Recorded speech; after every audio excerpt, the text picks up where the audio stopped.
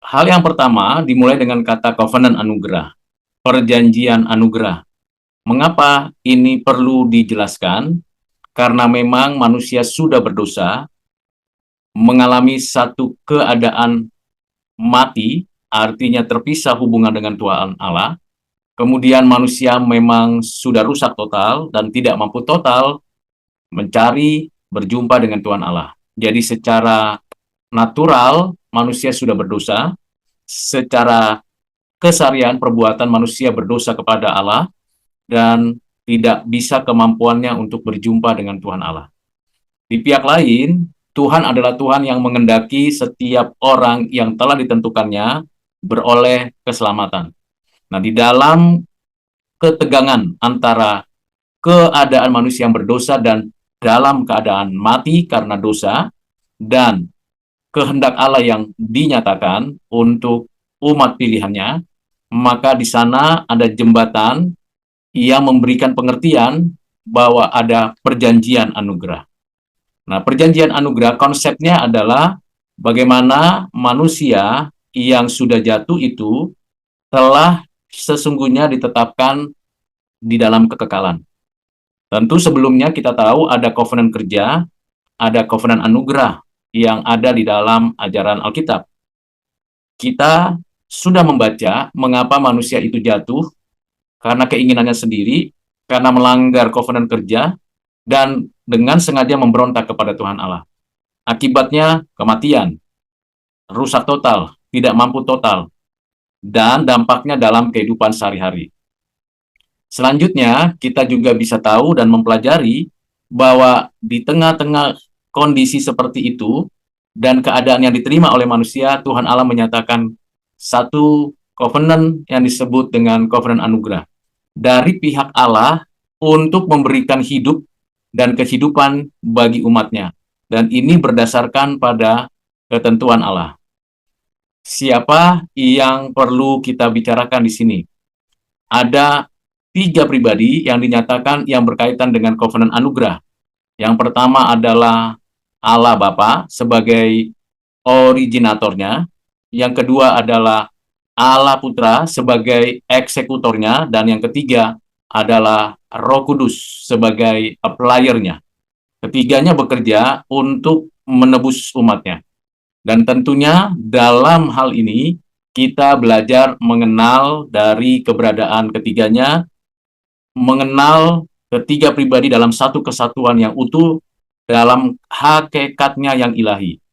Nah, ini menjadi hal penting, menjadi basis pengertian mengenal dari apa yang dinyatakan berkaitan dengan penebusan yang dikerjakan Kristus, yang dirancang oleh Allah, dan diterapkan Roh Kudus pada orang-orang pilihan.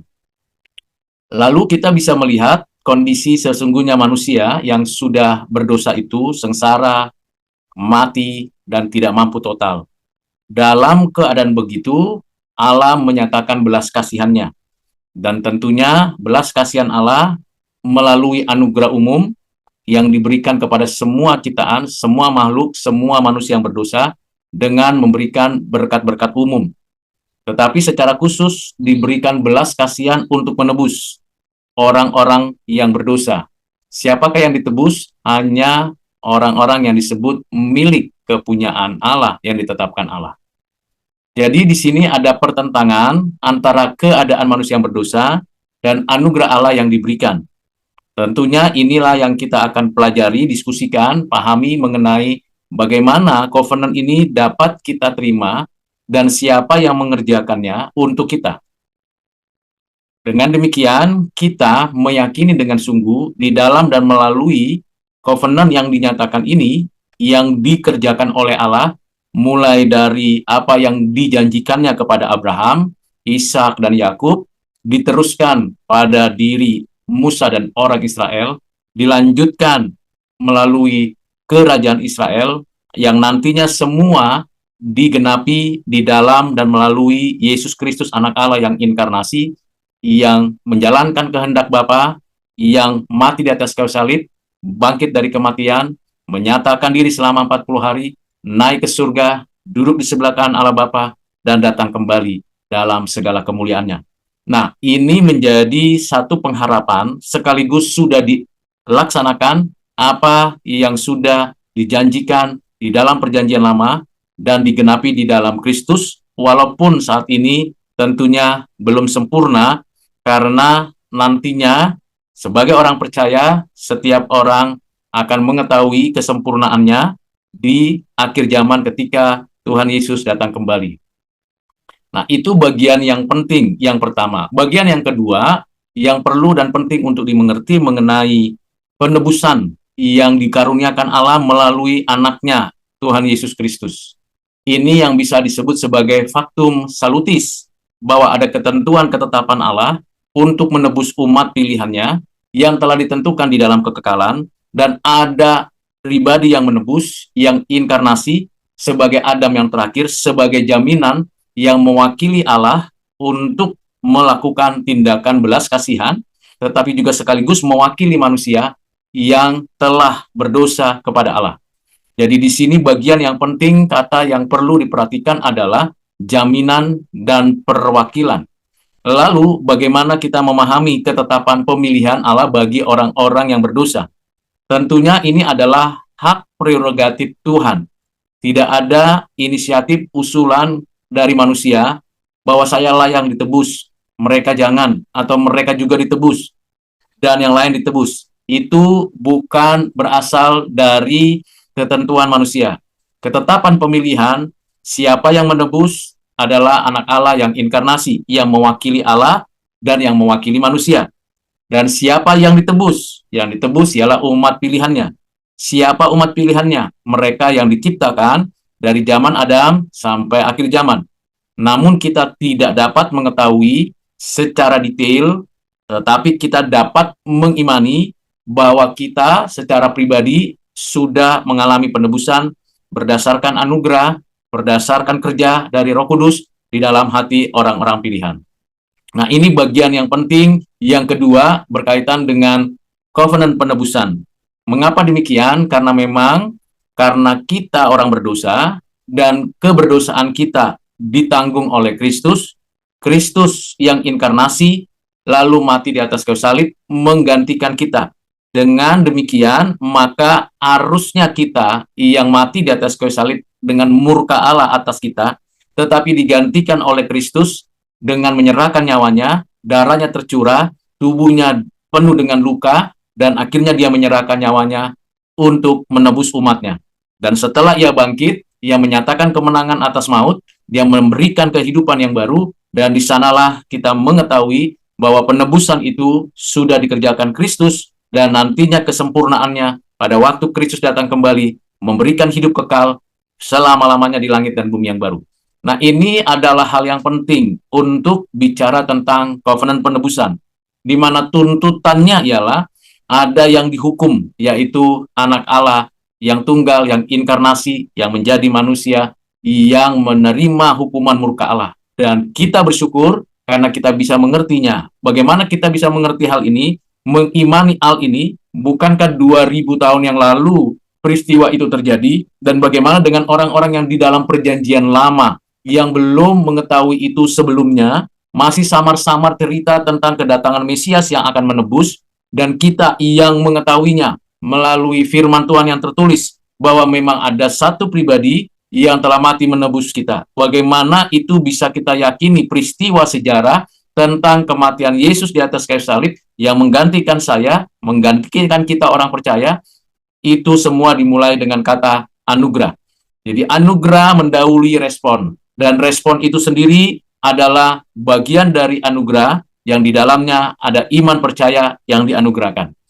Jadi ini hal penting yang ketiga, bahwa Tuhan memberikan kepada kita bagaimana kita percaya akan apa yang dijanjikan, apa yang dinyatakan, dan apa yang dikerjakan. Apa yang dijanjikan oleh Allah di dalam perjanjian lama, dan apa yang dinyatakan Kristus di dalam pelayanannya, dari mulai kenosis, inkarnasi, kemudian hidup, menderita, mati di atas kayu salib, bangkit, menampakkan diri, naik ke surga, duduk di sebelah kanan Allah Bapa, dan akan datang kembali. Dan kita percaya bahwa itu adalah hal yang digenapi di dalam dan melalui Kristus. Dan mengapa kita bisa percaya? Itu lagi-lagi karena anugerah. Banyak orang tahu tentang cerita ini, kisah ini, tapi tidak semua orang percaya. Karena memang mereka tidak mendapatkan anugerah untuk percaya. Lalu berikutnya adalah bagaimana kita memahami Kristus secara teologis. Maka penting untuk mengenal Kristus. Pertama, mengenal Kristus itu sebagai Sang Penebus dimulai dari pribadinya. Kristus itu siapa? Siapakah Kristus? Dan apa yang dikerjakannya? Dan bagaimana ia mengerjakan penebusan itu? Kristus adalah pribadi kedua dari Allah Tritunggal yang ilahi, yang setara dengan Bapa, Anak, dan Roh Kudus. Jadi Bapa, Roh Kudus, dan Anak itu setara. Jadi Kristus adalah Sang Anak. Oknum kedua, pribadi kedua dari Allah yang menyatakan diri. Dengan demikian, maka hakikatnya, atributnya, ketentuan ketetapannya itu sama ada pada pribadi Kristus.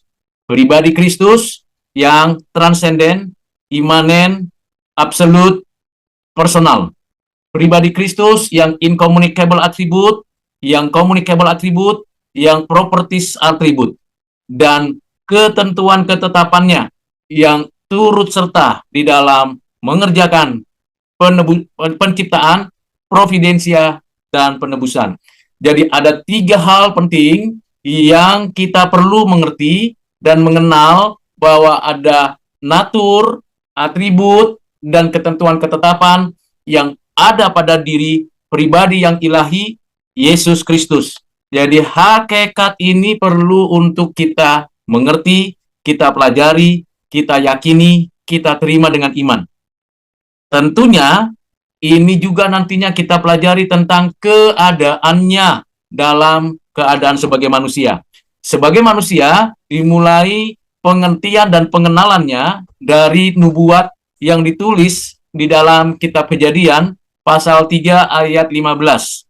Dilanjutkan dengan tipologi para nabi, para hamba Tuhan, baik itu Adam, Nuh, Abraham, Musa, Daud, dan hamba-hamba Tuhan yang lain.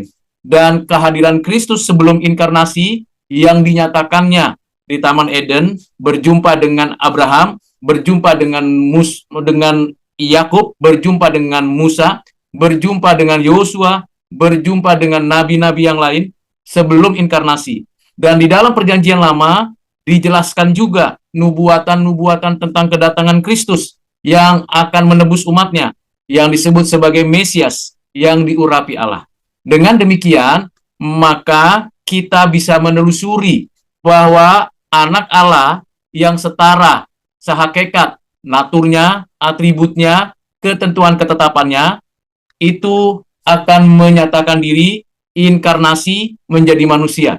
Nah, semua nubuatan-nubuatan itu akhirnya digenapi di dalam satu kisah yang dijelaskan di dalam perjanjian baru.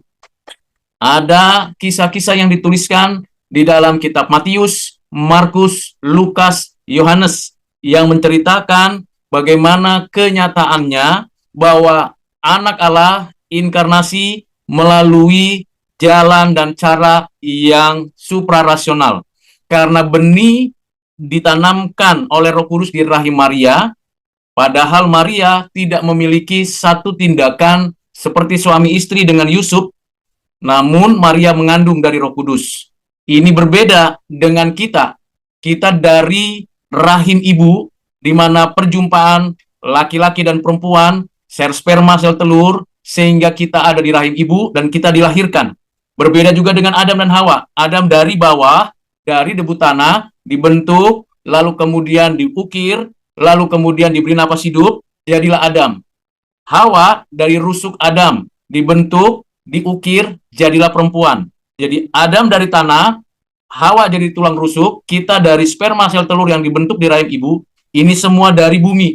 Ini semua ada di sana. Ada di dalam satu realitas kenyataan hidup kita. Tetapi Kristus, anak Allah yang ilahi, yang setara dengan Bapa, setara dengan Roh Kudus, ia ditanamkan padanya benih kemanusiaan yang ditanam di rahim Maria, dan di sanalah kita bisa mengetahui bagaimana pribadi yang ilahi itu ditambahkan padanya natur kemanusiaan. Inilah yang disebut dengan konsep kenosis, mengosongkan diri, di mana pribadi yang ilahi, yang tak terhampiri, yang sempurna itu ditambahkan padanya kemanusiaan Yesus. Kemanusiaan ini dari atas ditanamkan dan di rahim Maria berkembang, bertumbuh menjadi manusia, lalu dilahirkan dan akhirnya hidup dan dijalankan di dalam kehidupannya, memberitakan kabar baik, menyatakan mujizat, menyatakan kerajaan Allah, menggenapi semua hukum dari yang ditulis dalam perjanjian lama, lalu mati di atas kayu salib, bangkit dari kematian, naik ke surga. Semua peristiwa itu ditulis di dalam kitab Kejadian, kitab Matius, kitab Markus, Lukas, Yohanes. Nah, pemikiran prinsip inilah yang kemudian diajarkan kepada jemaat yang ditulis oleh para rasul, baik melalui surat-surat Paulus maupun surat-surat umum. Dan akhirnya kita mengetahui bahwa Kristus itu akan datang kembali dan menyediakan langit dan bumi yang baru untuk umatnya. Semua rangkaian yang sudah dijelaskan itu untuk menunjukkan bahwa karya penebusan yang dirancang oleh Allah bagi umatnya digenapkan di dalam sejarah, di dalam dan melalui Kristus. Sehingga apa yang dinubuatkan tentang kedatangan Mesias mengenai pribadi Yesus Kristus yang memiliki dua natur, natur ilahi yang setara sehakikat dan satu-satunya pribadi yang ada di dalam Bapa, Anak, dan Roh Kudus itu hanya Anak yang memiliki dua natur, yaitu natur keilahian yang setara sehakikat, yang benar-benar sama dalam satu kesatuan yang tidak berpisah, tetapi juga saat yang sama, Yesus sejak kenosis, sejak inkarnasi, ia mendapatkan tubuh dan kemanusiaan. Dan untuk selama-lamanya kemanusiaan Yesus itu ada pada pribadi Yesus Kristus, Anak Allah.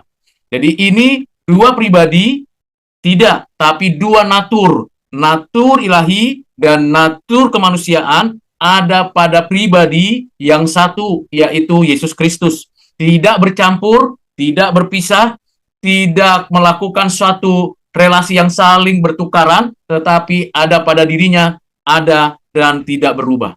Nah, ini hal yang penting yang perlu diperhatikan mengenai fakta, baik fakta iman maupun fakta historis. Karena sudah dinubuatkan, kalau kita baca perjanjian baru, kita mengetahui bagaimana Yesus menyatakan dirinya adalah anak Allah, sekaligus yang sama ia menyatakan diri sebagai manusia. Ia mengalami satu proses pertumbuhan dari rahim, anak, remaja, umur 30 tahun, mengajar, lalu mati di atas kayu salib. Ia juga adalah yang ilahi. Ia bisa menyatakan kuasanya, mengajarkan firman Tuhan, membangkitkan orang mati sampai 3 kali, Lazarus, anak muda dari kota Nain, dan juga anak dari Yairus, lalu dia juga bangkit dari kematian, dan ia menyatakan kemenangan. Ini untuk menggambarkan keilahian Yesus, sekaligus saat yang sama, kemanusiaannya. Maka kemanusiaan dan keilahian tidak terpisah. Kecuali ada satu momen yang sulit dimengerti sebagai misteri, ketika Yesus di atas kayu salib, ia mengatakan, Eloi, Eloi, lama sabachthani. Allahku, Allahku, mengapa engkau meninggalkan aku? Di dalam kalimat pertama, Yesus mengatakan, Bapa, ampunilah mereka karena mereka yang tidak tahu apa yang mereka perbuat. Di dalam kalimat yang ketujuh, dia mengatakan, Bapa, kuserahkan nyawaku. Kalimat yang kedua, kalimat yang keenam, kalimat yang ketiga, kalimat yang kelima, lalu di kalimat yang tengah-tengah, yaitu Eloi, Eloi, lama sabachthani, merupakan suatu penyataan yang sangat-sangat misteri. Kenapa? Dia menanggung dosa kita, lalu kemudian ia mengalami satu keadaan dihukum karena ia menanggung dosa kita, sehingga ditinggalkan Allah, berpisah dengan Allah. Tapi saat yang sama, dia yang adalah anak Allah, yang tidak mungkin harusnya berpisah, karena dalam satu kesatuan, tapi pada momen itu, Yesus berkata, Eloi, Eloi, lama sabachthani. Ini adalah suatu kata keterpisahan antara keadaan dia sebagai yang ilahi dan keadaan dia sebagai yang manusiawi dalam satu kesatuan, dalam hubungannya dengan Allah, Bapanya, dan Roh Kudus yang memberikan suatu kenyataan bahwa ia menyerahkan dirinya kepada Allah. Ini menjadi sangat tidak mudah dipahami. Itu sebabnya banyak orang mengajarkan pengajaran tentang pribadi Yesus itu tidak mudah. Dan bagaimana kita bisa percaya itu? Kalau bukan anugerah Allah, pekerjaan Roh Kudus, tidak mungkin ada orang yang percaya kepada Yesus Kristus adalah Tuhan, Juru Selamat, penebus satu-satunya. Nah, karena kita tahu bahwa Yesus Kristus adalah anak Allah yang tunggal, maka di dalam ketentuan ketetapannya, ada 3 ketentuan ketetapan yang dinyatakan oleh Allah, Bapa, Anak, Roh Kudus, yaitu penciptaan, providensia, dan penebusan. Dari ketentuan tersebut, kita mengetahui bahwa untuk menciptakan segala sesuatu dari tidak ada menjadi ada, memelihara, menjaga, menopang, dan merawat ciptaannya, dan untuk menebus diperlukan, diketahui di dalam Alkitab, mediator. Jadi Yesuslah di dalam konteks penetapan, penciptaan, pemeliharaan, dan penebusan melalui Yesus. Kata melalui itu pengantara. Jadi Bapa menciptakan langit, bumi, dan segala isinya, menciptakan kita masing-masing, menciptakan semuanya itu di dalam dan melalui Yesus Kristus. Memelihara seluruh ciptaan dan menjaga seluruh ciptaan di dalam dan melalui Yesus Kristus. Begitu juga Bapa menebus kita di dalam dan melalui Yesus Kristus, sehingga dia disebut sebagai mediator.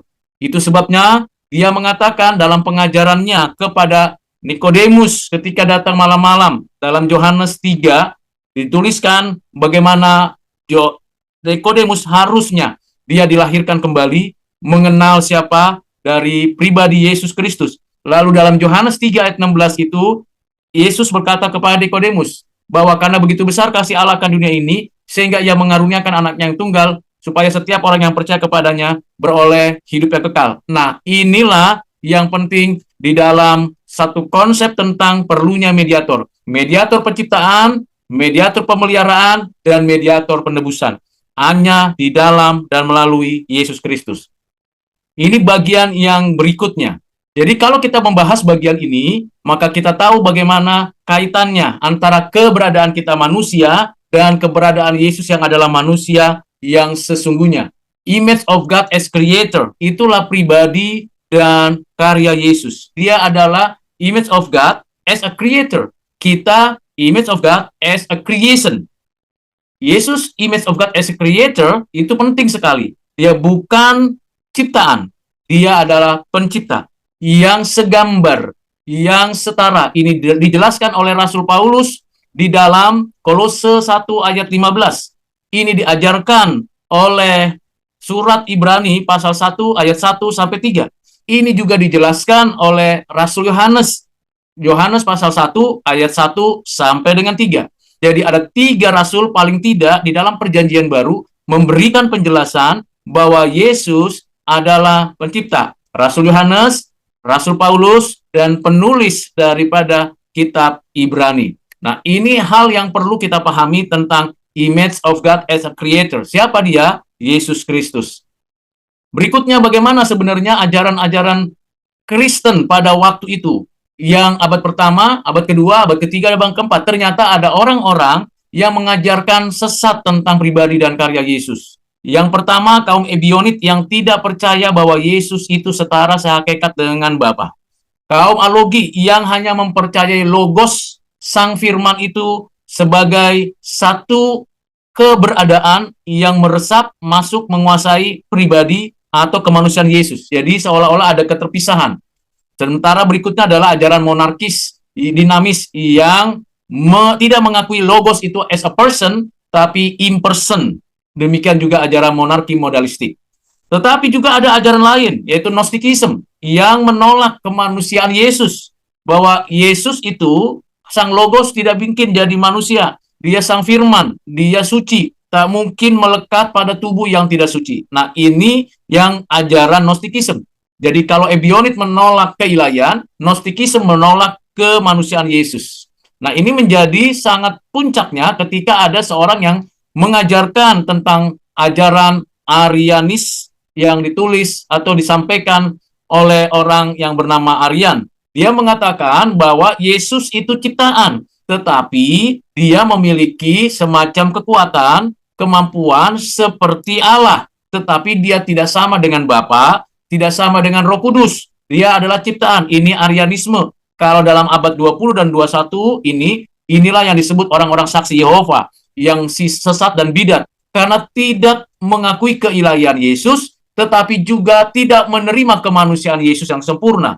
Dia adalah mengajarkan Yesus itu ciptaan yang mungkin jatuh, yang mungkin berdosa, ciptaan yang bisa sempurna karena memang diberikan kekuatan oleh Allah yang menyempurnakannya. Jadi ini adalah suatu bidat yang sangat menyesatkan dari pemikiran dari Arius ini. Dan tentunya ini kita tolak. Lalu ada juga ajaran yang mengatakan bahwa memang Yesus itu adalah manusia, tetapi ada roh yang masuk menghinggapinya. Semacam kerasukan, dikuasainya Yesus jadi menjadi kekuatan yang luar biasa. Sehingga ia bisa mengadakan mujizat, mengusir setan, membangkitkan orang mati, dan seterusnya. Karena ada roh logos. Lalu ketika ia mati, roh logosnya ini keluar. Lalu dia mati. Sehingga ini ajaran yang mengatakan terpisah antara kepribadian Yesus itu dalam naturnya yang ilahi dan manusia. Tentu kita tidak terima dua ajaran ini, termasuk ajaran-ajaran yang lain yang menyesatkan. Lalu ada muncul lagi di abad keempat menuju abad kelima, kelompok Nestorian yang masih mempertahankan kemanusiaan Yesus. Tapi dia tidak bisa dengan utuh menerima keilahian Yesus. Jadi ada kemanusiaan Yesus dan juga ada keilahian Yesus. Dua-duanya tidak bersatu. Ini untuk mengajarkan seperti dua pribadi.